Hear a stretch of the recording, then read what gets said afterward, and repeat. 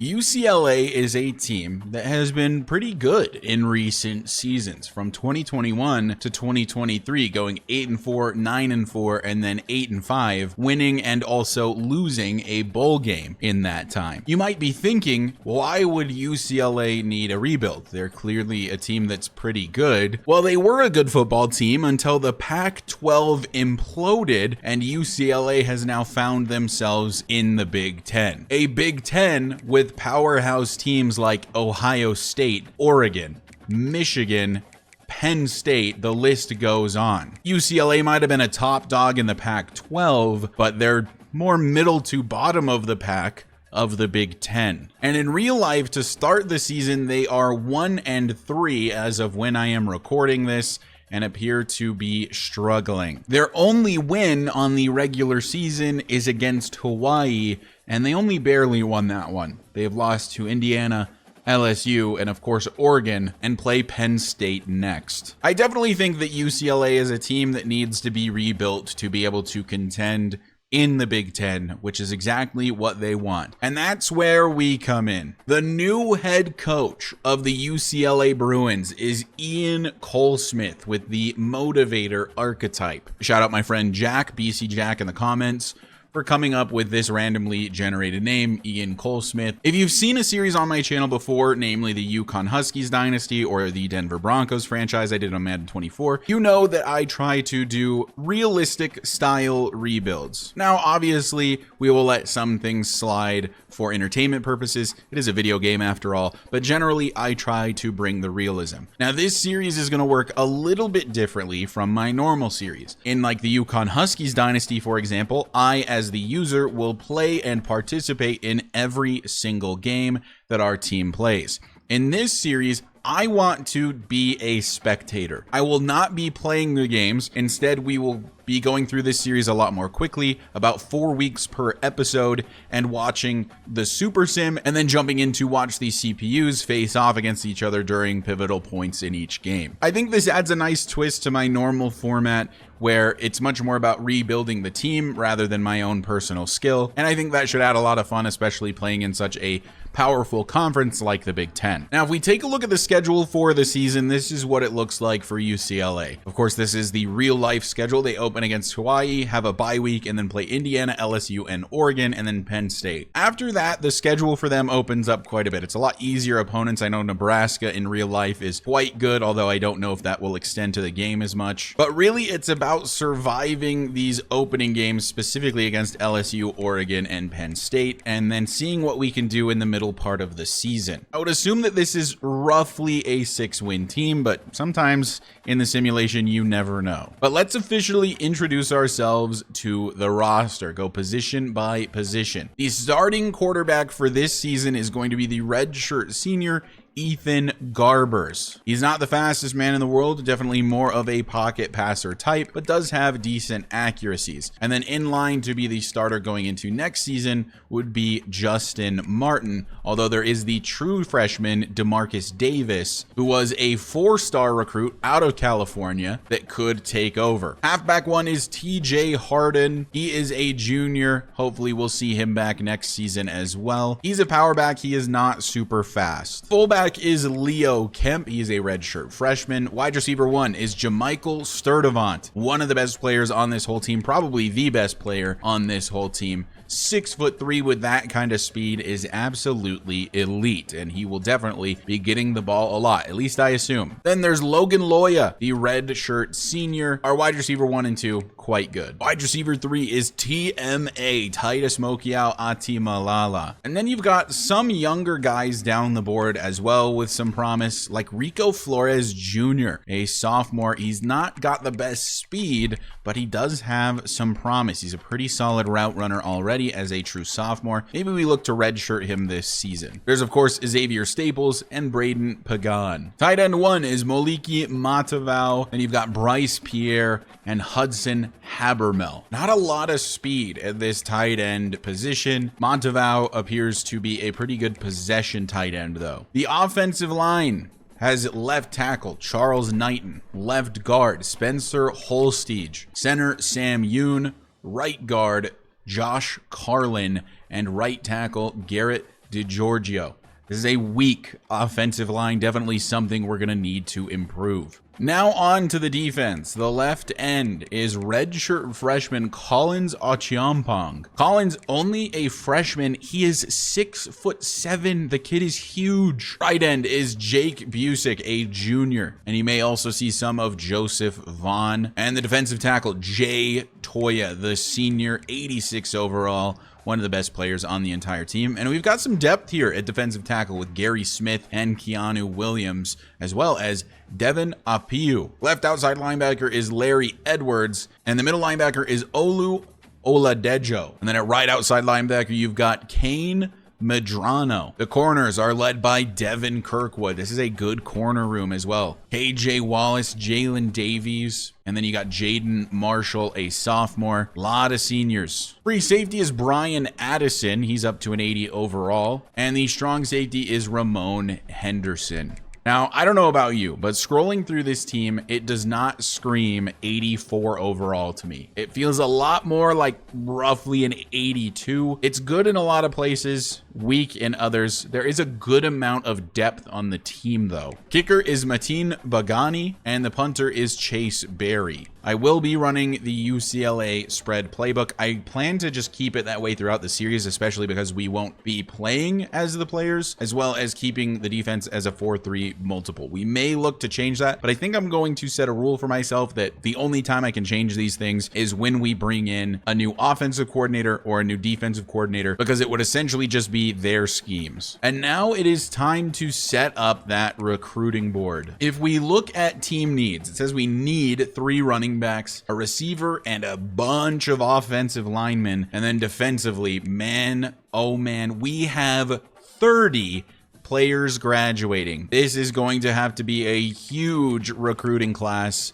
from UCLA. After quite a bit of time, I have added 33 players to the board, done quite a bit of scouting, and offered 33 scholarships. And we have one auto commit, and that is in Dre Hollis, a right tackle from Santa Ana, California. Quarterback is not a need for us, but when you have the second best player in the country interested in your team at all, we're currently 10th, which is why you don't see us on the board, you go after him. So I've got him on the board. He's from Ogden, Utah, meaning that the University of Utah and BYU are going to be 2 teams obviously going after him super heavily. And then everyone else near the top of my board is a gem for the most. There's Brenton Mettenberger, a wide receiver from California, 5-star gem. James Heflin is a 5-star, no gem though. But then you've got wide receiver Cornell Adai as a gem. Brian Tobin is a left tackle with a gem. Lamar Shembo is a right guard with a gem. Christian Wilder is a left end with a gem. And we've got Javon Fowler, who is a defensive tackle with a gem. And then the only bust I have left on the board is 5-star safety George Okine. And just because 5-star busts are still really, really good players, he just may not have the best development trait under the sun. Main concern with him, though, is that his deal breaker is championship contender, and I don't know that we can keep that up. And there's a lot of other players that are on the board as well. Of course, you know, we've got 30 plus on the board. We have 30 graduating, so it's going to be harder to keep track of all of them, but I will point them out as we are recruiting them. And since it's the preseason recruiting, there's really not much more we can do at the moment other than advance and get ready for the season with the UCLA Bruins. We are officially in week 0. Let's double check on our recruiting. The team that has gained the most influence on Willie Sylvan is actually Washington. Now, we could pursue him super heavily, and it might be worth it. It's a 5-star quarterback, and he's probably going to be very, very good. Or we could go after things that are much more a position of need. Quarterback, not a need. Let's go ahead and scout him really quick and see if we feel like it's still worth it. Well, I would say so. He is a 5-star gem and the second best player in the country. So don't mind me, I will begin by sending the house. So here is the early stages of our recruiting board. Any of these gem guys, I'm just sending the house on. I know I want them, no beating around the bush, send the house, load as many points into them as we can, and currently 50 is the max that we can do. And then further down the board, we've got a bunch of 25s and 15s. So for guys that I am still very interested in, but maybe we're higher up on their boards, we're at around 25 or 15, and these guys aren't gems, they could still be very good players, we just don't know yet. But it's looking like almost all of these these are going to be a battle, which is unsurprising. It's 4- and 5-star guys. These are the best players in the country, of course. And then we do have some 3-star guys here at the very bottom to hopefully just fill out the roster if need be. And of course, we already had the auto commit in Dre Hollis. But we, of course, do not have a game week 0, so we will advance again and then see what recruiting says. So we did immediately get locked out of Randy Watford.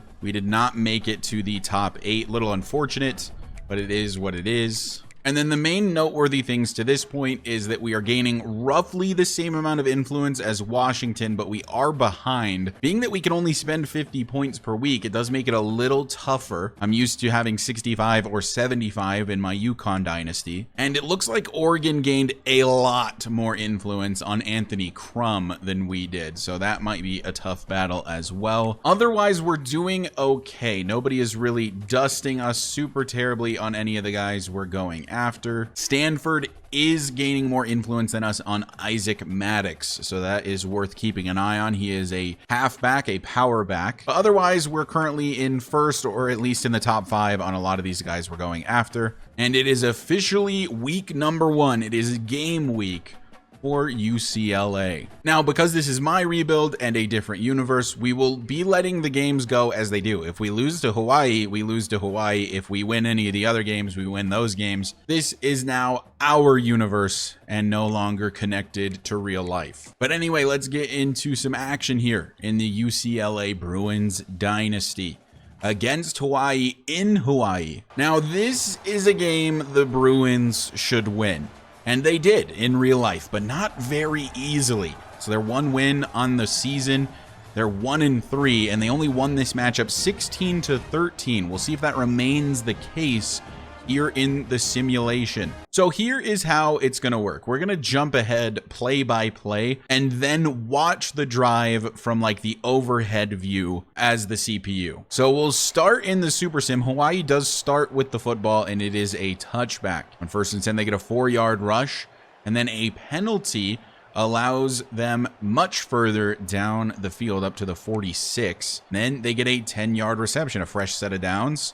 Now a 9-yard reception. Make it 3rd and inches, and they do manage to get the first. I say we jump in at this point and hang out with the defense for the first time. If you're curious how to do this on your own, if this is something you'd be interested in doing, all you have to do to be able to watch the plays is switch the speed in the Super Sim to slow, and then for jump ahead, click change of possession, or you can even go play by play. You'll just have to select next play every single time. But if you do change of possession, you will watch the rest of this drive until it ends or until you cancel it out. So that is what gives us the opportunity to watch this sort of side view, which I think is pretty entertaining. And I'm glad to be here in a UCLA Bruins dynasty. I love UCLA's jerseys. As we can't get any pressure, looking deep down the field towards the end zone, it is swatted away. That was Jalen Davies on the swat away. I'm going to learn players' numbers and players' names, trust me, as that's somebody in the backfield. Number 20, that was Kane Madrano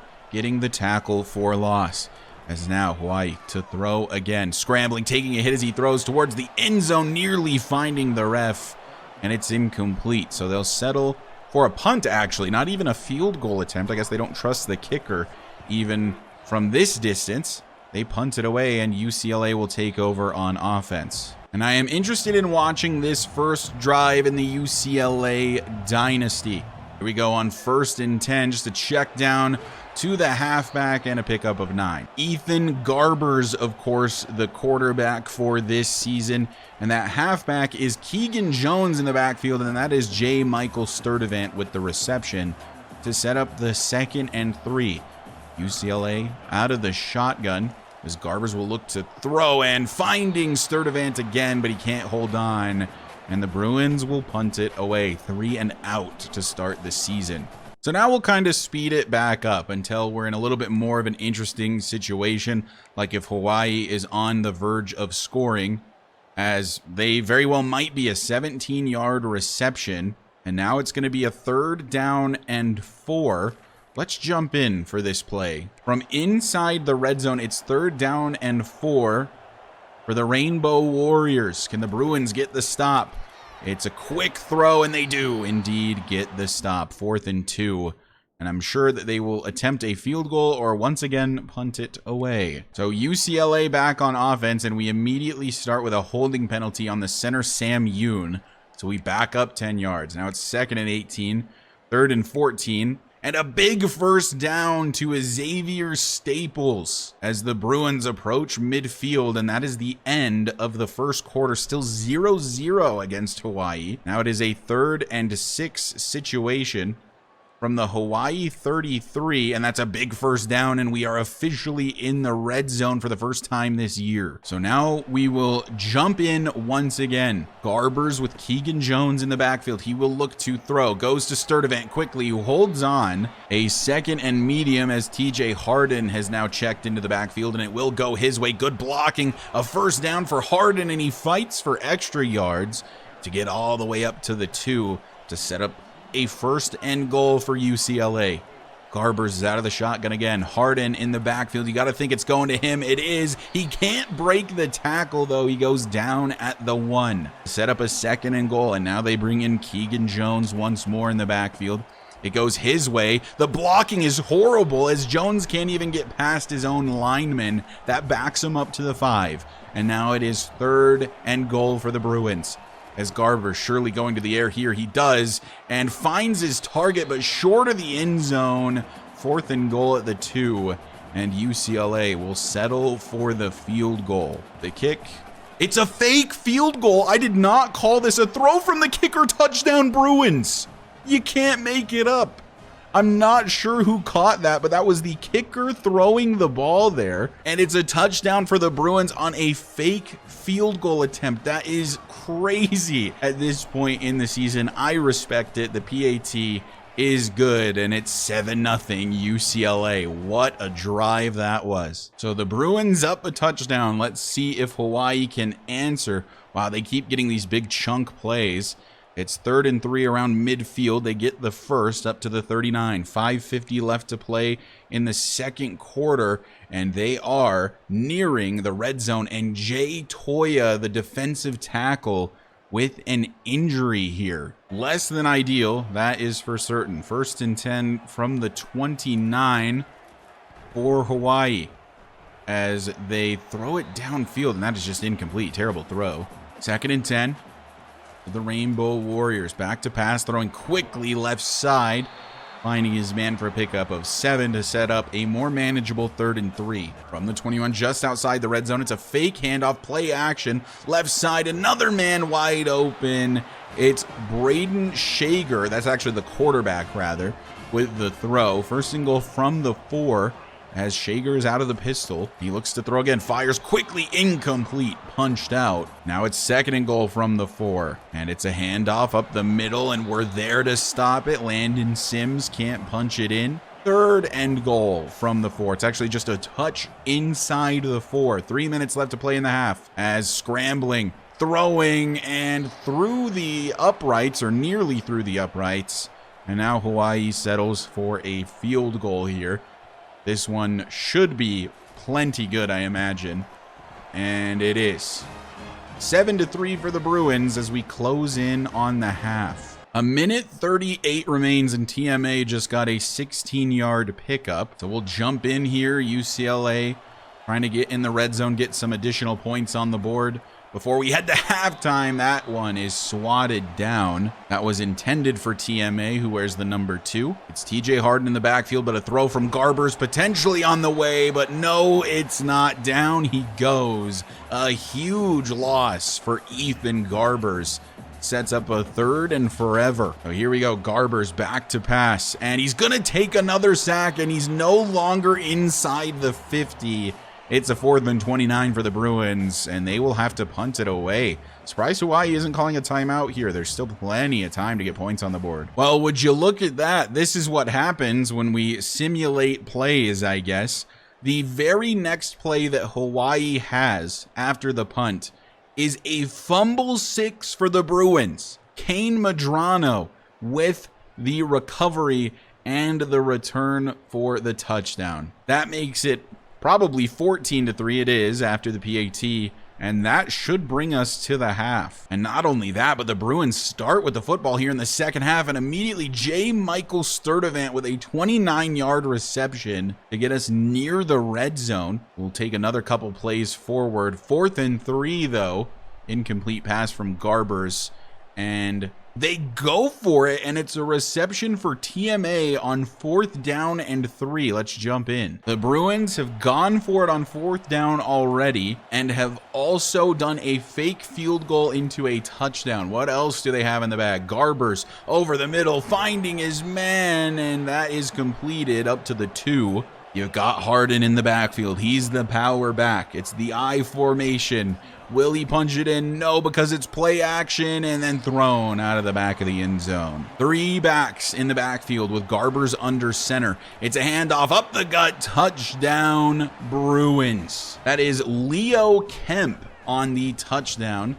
He is listed as a running back. I believe he is a fullback on this roster, and that'll make it 21-3 for the Bruins over Hawaii. I kind of figured this might be the case. This is like an 85 overall roster, 84 overall roster versus like a 76-ish, I think is what Hawaii is. So I kind of figured we might kind of be a little bit dominant against them as Hawaii has to punt it away. Oh my God, a 90-yard touchdown for TMA. And UCLA up 28-3.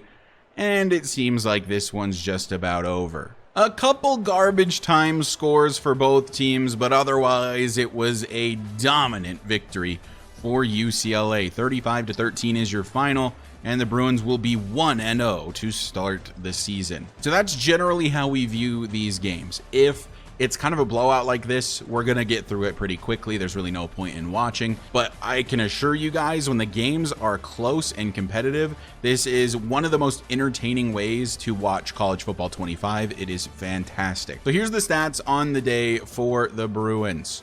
18 of 31 for Ethan Garbers, 290 yards, 2 touchdowns. And of course, our kicker, Mateen Bagani, with a 1-for-1, 2 yards and a touchdown. What a beast. Rushing, it was a lot more Keegan Jones than it was TJ Harden, which is not necessarily what I want, but both were efficient, 6.2 per carry and 8.4 for Harden. Receiving, it was TMA. He plays in the slot, 5 for 137 and a touchdown. Keegan Jones, 4 for 30. J. Michael Sturdivant with 3 for 32. Logan Loya had a touchdown, and Mataval had a touchdown, of course, on the fake kick. Defensively, KJ Wallace had the most solo tackles, but total tackles is Kane Madrano and Jalen Davies. TFL's Madrano with 1. He also had a sack. No interceptions for the team, but we did have the forced fumble. In fact, we had 2 of them. Both were recovered by Madrano, and one of them was returned for a touchdown. Well, that is certainly how the real-life Bruins wanted to start their season, with a dominant victory over Hawaii, but it's not how it went for them. But they were 1-0 at this point, just like we are, and we can go ahead and advance to week number 2. So UCLA starts with a bye week immediately into week number 2. Not a whole lot to do with recruiting right now, just waiting on some stuff to happen, some points to free up. Although, man, oh man, we are not doing great on some of these top end battles, like with Crum or with Willie Sylvan. But we'll have to wait for any other changes. It's looking like it's going to be a struggle to get Willie Sylvan. So we advance past the bye week, and this week we play the 2-0 Indiana Hoosiers. We did actually gain a slight bit more influence on Sylvan than Washington did this week. Our other main battles being Heflin versus Wisconsin. It looks like we gained roughly the same amount as Oregon for Anthony Crum. A lot of our other battles with some of these 4-star guys are looking really good so far. I really thought the team we'd be battling Sylvan for is Utah, but they are a little further behind. And again, no points to spend this week, but here is a look at the current overview. We're in the lead on most of these players. It's looking like we need to go a little bit harder after Greg Webb, probably. I've now got 30 points on Greg Webb, and I took them off of Cliff Coker, who we had a lead on, and I think we can take a break on him for about a week. But now it's on to our second matchup of the season here in week number 3, coming off of a full week of rest. The Bruins at home, their home opener on the season, will take on the Indiana Hoosiers. So Indiana does start with the football, and immediately they are on the UCLA side of the field, so I'm going to jump in right away. And I should have done this for Hawaii, but here is the Indiana team.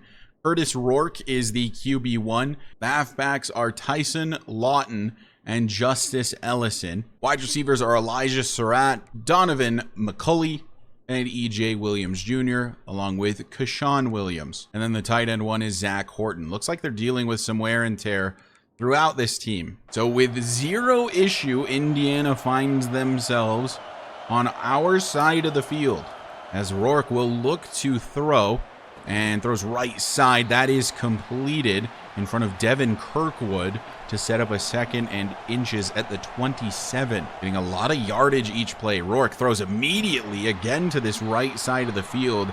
That's Donovan McCulley on the reception.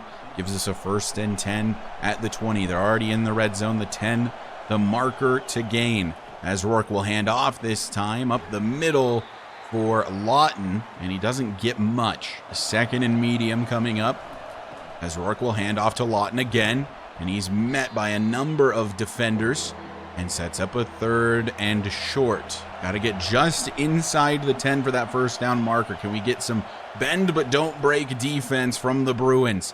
Rourke over the middle finds his man. Touchdown, Indiana. The Hoosiers looking really good on this first drive. And wow, that guy was very excited to get involved in that celebration. It is going to be 7-0 Indiana to start. Let's see if UCLA can make quick work as well. Keegan Jones, a 14-yard reception. Another 1st and 10 already on the Indiana side of the field. 2nd down and 10. A 3rd and 6. Let's jump in for this play, see if they can convert. 3rd and 6 from the 42. We're out of the shotgun here. Garbers will hand it off on a 3rd and 6. That's the play call, offensive coordinator, huh?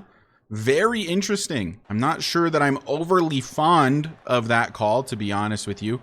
We've got another defensive tackle injured. And you know what? I forgot to check. Let's back out really quick.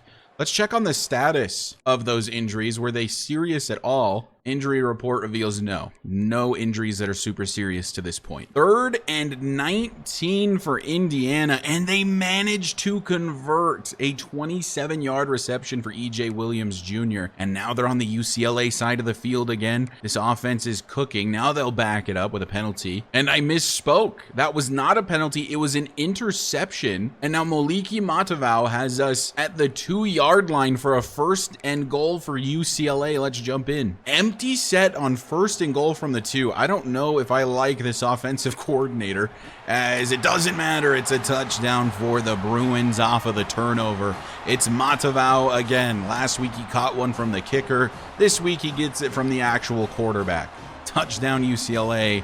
Game's tied up. And one play, count it, one play later, Jake Busick returns a fumble 69 yards to set up what I can only assume is a 1st and goal for the Bruins. 1st and goal from the 7 for UCLA. An interception and a fumble recovered brings us to 1st and goal once again, but Garbers fumbles and it's recovered by Indiana. Well, ball don't lie, I guess. It's Indiana football once again. Ethan Garbers, our senior quarterback, fumbles it away. What an interesting game this has been thus far. A bunch of turnovers.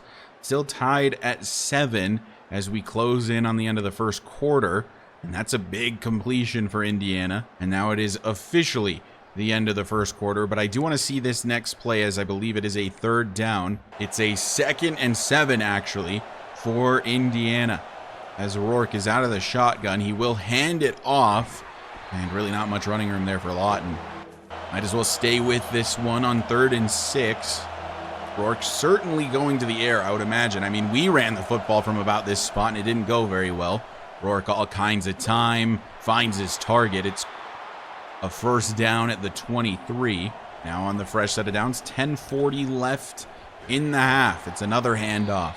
Lawton with the carry gets 5. They find themselves in the red zone. It's a fake to Lawton, then he picks up a block, finding his tight end, breaks a tackle. He caught a touchdown already today. 1st and goal at the 5, just inside the 5. Might expect to see a handoff to Lawton here. No, it's just going to be a throw towards the end zone. Touchdown, Indiana. I believe that is Williams Jr. on the reception. and the Hoosiers will retake their lead. Had a couple turnovers, had a scary situation where they should have probably gone down a score, but instead they persevere, and E.J. Williams Jr. rewards them with 6. So now with a bit over 9 minutes left to play in the half, it is UCLA football, and we're at a 3rd and 8 immediately. They do convert. They're trying to march down the field. Another 3rd down situation. They do not convert this time. An incomplete pass from Garbers, and they will punt it away. So Indiana, an opportunity here. -2 yards for Lawton, but a big completion to E.J. Williams Jr. for 22. They back it up again due to a sack from Keanu Williams. And now it is a 3rd and 9. This is a pretty critical 3rd and 9, honestly. Let's jump in for this. Wow, what a camera angle we've got here from pretty far behind the defense. Rourke actually hands it off on a 3rd and 9, and they're definitely not going to convert that way. And Indiana will also have to punt. Still 14-7, 3rd and 10 for the Bruins. They do convert, 4:21 left to play. 2nd down. Now another 3rd down situation. They cannot convert once again. Indiana, with a penalty, sets up a 1st and 20, but they do have a serious opportunity here to take a 2-possession lead into the half. 2nd and 16, 3rd and 13. Surely the Bruins don't allow this one. They don't. 4th and 13, Indiana punts as well. And we'll jump in for this drive with the Bruins. Garbers has not looked his best today. He'll throw quickly underneath, finding his man. That's Xavier Staples that wears number 21. 2nd and 1 from the 33. Garbers to throw again, and has a 1st down pretty easily. That's TMA on the reception. A 1st and 10 from the 30. They have 1 minute and 20 seconds remaining. That's plenty of time. Also have 2 timeouts still, as Garbers running out of time, hit from behind, but throws it away, and they rule that incomplete. Which brings us to a 2nd down scenario. Garbers with a good pocket checks it down and sets up a more manageable 3rd and 2. That's Logan Loya on the reception there from the 22. Garbers over the middle, finding his man, and that is another 1st down inside the 10. It'll be a 1st and goal. Once again, that's Staples on the reception. I see Harden in the backfield. 1st and goal from the 9. You got 1 minute left as Garbers will throw this one away. I don't know if I like that decision too much, but it doesn't matter, I guess. 2nd and goal from the 9. Garbers to throw again. Back corner, end zone, touchdown Bruins. As that is Xavier Staples on the reception, and with the touchdown grab, the Bruins going to tie this one up before we head to the half. A great throw there by Ethan Garbers. So now with 50 seconds left in the half, will Indiana attempt to get more points on the board? It's looking like they're trying to, but that is incomplete. Spinning harmlessly on the turf. 45 seconds left. I think if there's another incompletion here, they probably run the ball to try to burn that last UCLA timeout, but it doesn't matter because they get the 1st down. Curtis Rourke nearing 200 yards through the air on the day. 40 seconds left. They used their 1st timeout. Rourke to throw over the middle, just takes a little check down. And they use their 2nd timeout. That is short of the 1st. Very near to midfield now. 2nd and 2 with 36 seconds in the half. Rourke over the middle again. He just likes these little check down throws, and they've immediately burned away all of their timeouts because the CPU does not understand that a 1st down stops the clock, at least temporarily. 30 seconds left. Rourke, all kinds of time, all day for Rourke. Finding his man wide open down the field and getting out of bounds. That's a huge pickup. They're now easily in field goal range. 1st and 10 from the 23. 26 seconds, no timeouts. Rourke, not much time this time, but finds his target anyway. It's not a 1st, though, so they have to hurry it up. 2nd and inches. It looks like they're lining this up for the spike, and they will. They have 15 seconds remaining. That is plenty of time for a quick shot to the end zone. But if this stays in bounds, it might be the end of the half. So Rourke has to go quickly, and he does, but he just quickly throws it away. On 4th and inches, they're going to go for this. I would have expected the field goal unit, but instead they're in the I formation. They're going to run the ball on 4th and inches, and I don't think they got it. They didn't. What a stand from the Bruins. And now with 8 seconds left, they can run one play and bring us to halftime. Very interesting play calling from the CPU. UCLA starts with the football here in the second half, and an instant touchdown. I hate when this happens because we don't get to see it happen, but J. Michael Sturdivant with a 60-yard touchdown from Ethan Garbers, and the Bruins will take a 21-14 lead to start the new half. Indiana going to need to respond. Should be 21-17 at the very least. Should have just settled for that field goal. They elected not to. A lot of running plays to start the new half. And it's a 1st and 10 at the 47. Another 1st and 10, this time at the 36. Jump in and watch the defense work here. Rourke out of the shotgun with 2 seconds left, takes the snap and hands it off. Nowhere to go.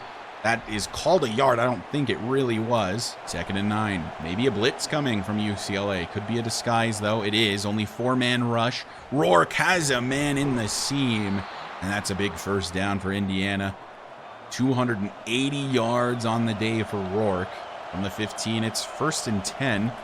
And it's another handoff. Good running room here to the right side. And that's going to be a touchdown for Indiana. A breakaway run for Lawton to the right side. Great blocking down the field. And they'll tie this football game up. We've got a good one on our hands here, ladies and gentlemen. Well, let's see if UCLA can score just as quickly as they did on the last possession. No yards for Keegan Jones.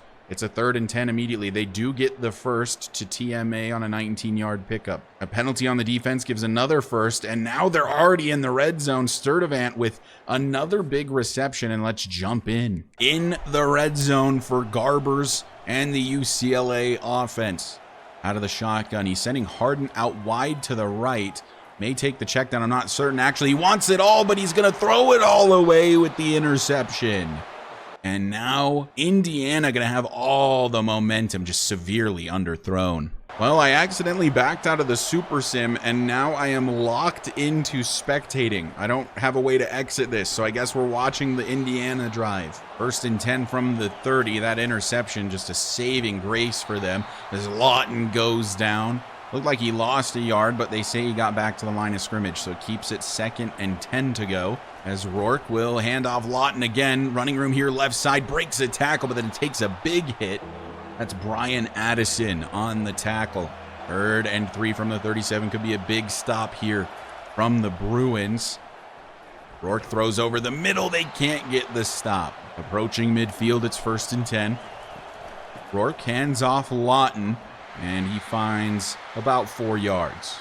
Wow, they did not give him a friendly spot on that football. That looked about 2 yards short of where it looked like he fell down. As Lawton will get the carry again, saying, I don't care. There's a chance I'm locked into watching the remainder of this game and the entirety of the 4th quarter, which isn't the worst thing in the world.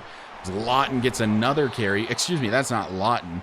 That's Price, one of the receivers. 1st and 10 from the 38. Rourke out of the shotgun. He fakes the handoff, throws on the RPO to get 6. 2nd down, and this time it is a real handoff to Lawton, and he falls forward, and they give him the first. 25 rushing attempts for Tyson Lawton. 1st and 10 from the 27, and it's going to be Lawton yet again. A big carry for him, nearly a breakaway touchdown.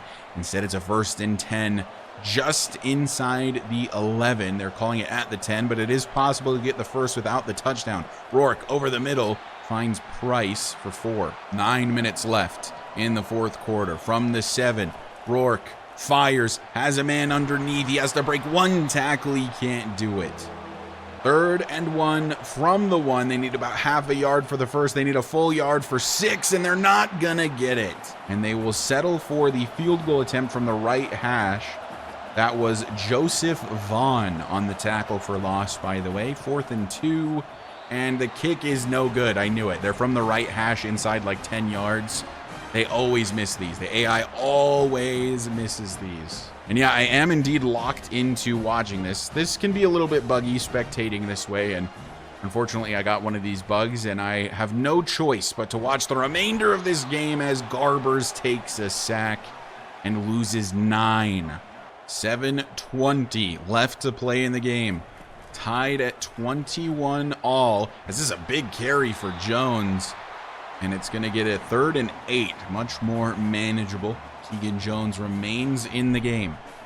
It's Ethan Garbers out of the shotgun. Will, of course, look to throw on a 3rd down and 8 from the 22. Garbers takes a hit as he throws, but finds Sturdivant anyway, who gets the first. First down for the Bruins. What are they brewing? I'm sorry, I had to make that pun eventually. 6 minutes left in the game as we approach a 2nd down. Garbers, with some time, throws it over the middle, finds Sturdivant again, and he's just short of that 1st down yardage. Sets up a 3rd and very, very short. Will they go to the ground here with Keegan Jones, who is in the backfield? No, it's going to be a throw from Garbers, and it should have been a pick 6 probably, trying to force it to Sturdivant, and they'll have to punt it away, giving Indiana a chance to try to pick up where they left off. Unfortunately, could not get points on the board despite being at the 1-yard line. Now they'll start from their own 15, and they have 5 minutes to potentially get a game-winning drive here. As Rourke will fake the handoff and then throw it to, that must be his fullback or maybe the backup tight end for a pickup of 8. I would check the roster to check, but I have no way to back out of this. As on the RPO, Rourke throws, finding his target, and that's a 1st down to the 30. 4 minutes left in the contest. 2nd and 10. Rourke scrambling, throwing, finding number 17. That is Lawton, actually. He must have been out wide on that play. That brings up a 3rd and 3. Could be a big stop from UCLA. Rourke to throw, man over the middle. Did he hold on? He did not, and they will punt it away. 4th and 3 from the 37. Big stand from the UCLA Bruins defense. And now the offense has the opportunity to maybe have the game-winning drive. You only need a field goal. It's 21-21. The missed field goal from Indiana really hurting them at this point. Garbers, though, has not looked particularly good here late in the game. He's scrambling now, takes a hit as he throws. It's a wobbler down the field. Luckily, it gets out of bounds. That brings up a 2nd and 10 from the 23. Handoff Keegan Jones. He's got a good carry here, finds a lane and gets near the 40-yard line. They mark him down at the 38. 1st and 10 with 2.5 minutes left to go. As Jones will get the carry once again. Running the ball is UCLA, and it works again. That's another pickup of 9. A good angry run from Keegan Jones. Normally it's TJ Harden, the type to get those angry runs, and we'll head to a quick 2-minute warning break. And we're immediately back, because that's how College Football 25 works. Quick check down over the middle.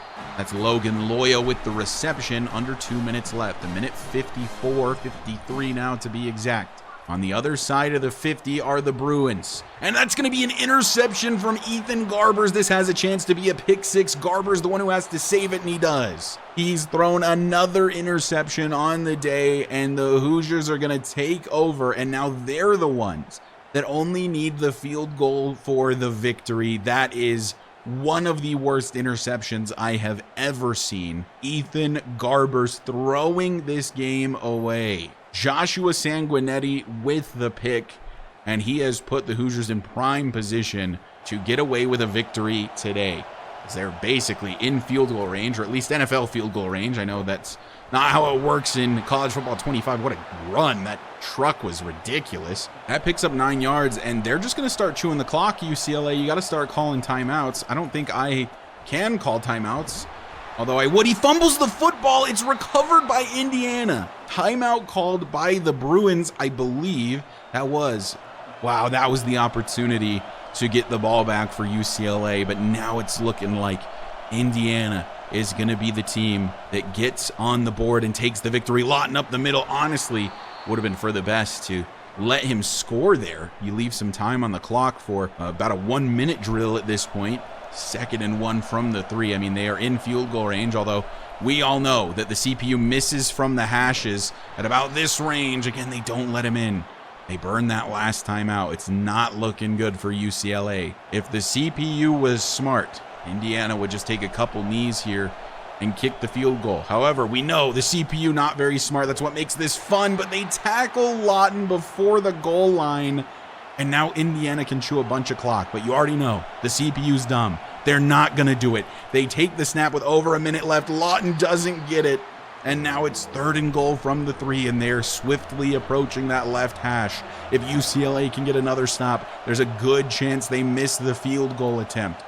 Third and goal from the 3:50 seconds left. Handoff. Lawton cuts it back, finds the end zone. Touchdown, Hoosiers. Lawton has, I think, over 30 rushing attempts on the day and finds the end zone here to give Indiana a touchdown lead with 48 seconds left. Now, you've seen crazier things happen in college football. That's enough time for Ethan Garbers to maybe make some magic happen, but I guess that remains to be seen. They are going to bring this kickoff out of the end zone, and man, would have just been better taking the knee. All right, Ethan, here we go. It's time for redemption. You threw a pick to basically throw this game away, but you could become a hero with a touchdown drive here. Garbers all kinds of time to throw it away. What a genius. 2nd and 10 from the 19. Garbers throws over the middle. That's a great throw, but it is dropped. Staples couldn't hold on to it. It was a little bit of a hospital pass. 3rd and 10. You don't have to get all of it back here, although you're running the ball. Oh, no way. On 3rd and 10 with 30 seconds left in the game, down by a touchdown, you run the ball. You are so lucky that TMA holds on to that. That is a crazy play call from the Bruins. They're going to spike the ball here, give us a 2nd and 10 with 19 seconds. I cannot even believe what I just saw. 3rd and 10 with 30 seconds and no timeouts. You run the football. That is absurd. Garbers looking down the field. He throws it away. This game is over, ladies and gentlemen. The AI play calling is hilariously bad, and that's what I think brings entertainment value to this series. It is so funny. Garbers scrambling, down he goes, and that'll be it. I hope they're not going for a spike. It would be super funny. They're not. 4th and 20. They might actually get the playoff. They do. So here we go. This is the last play of the game. Garbers needs to get the end zone. Finds Sturdivant, but he steps out of bounds. And the game is over. UCLA loses to Indiana 28-21 off of the back of some terrible play by Ethan Garbers and some idiotic play calling from the CPU. I have never seen a dumber play call. That is hilarious.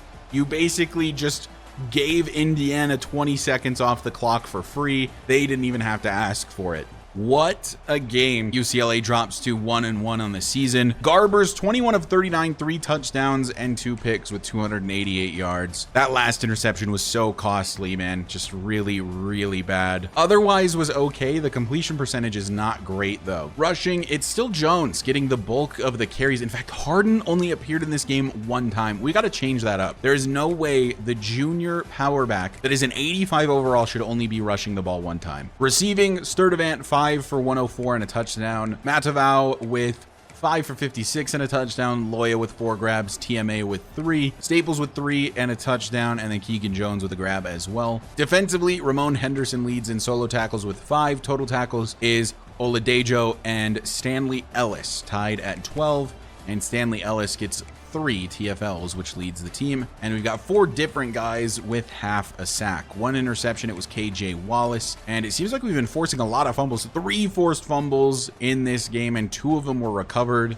There was that one late in the game that we did not get. Well, it's true to life so far. We beat Hawaii and then we lose to Indiana, now 1-1 on the season. And I think that's where I'm going to leave this first episode of the series. Let me know what you guys think. Do you like this format? I think it's super entertaining to watch these games this way. Hopefully you think so too. There is so much hilarious stuff that happens. It's definitely a lot less serious than my UConn dynasty, but I think that's fine. We need a little more hilarity in our lives. But thank you guys so much for watching. I do truly appreciate the continued support. If you find yourself coming back on the regular, or maybe you're new to the channel with this episode, go ahead and hit that sub button for me. It does help me out a lot. And I will see you guys in the next episode where UCLA will inevitably recreate real life and fall to 1-3.